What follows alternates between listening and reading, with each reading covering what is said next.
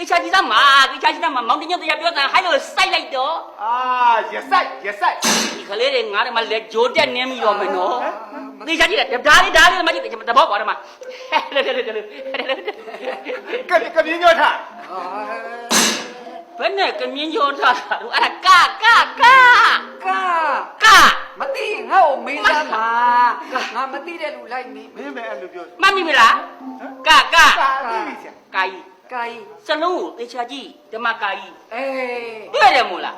ကာယီကိုမှောက်လိုက်တော့ကမောက်ကာယီတေချာကြီးကာယီကိုပြန်လှမ်းရင်ဘာဖြစ်ကာယီကိုမလဲလိုက်ရပ်ပလေအဲ့လိုသုံးတာလေ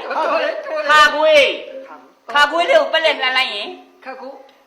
ခါကွေးကိုပက်လက်လိုက်ရင်ခတ်နေဖောက်ထုံပါပွေးရိုက်လိုက်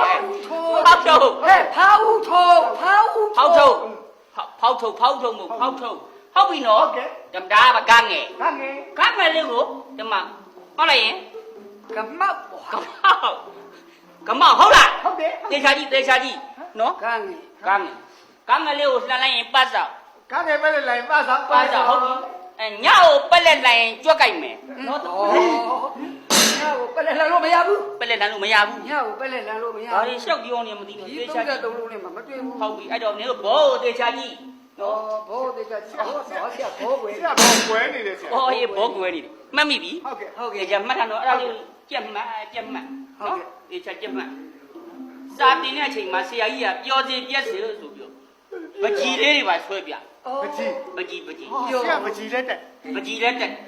တင်ရအထူးကျူရှင်ကိုအထူးကျူရှင်ဟုတ်ကဲ့ပကြီးတေချာကြီးမှတ်တာနော်ဟုတ်ကဲ့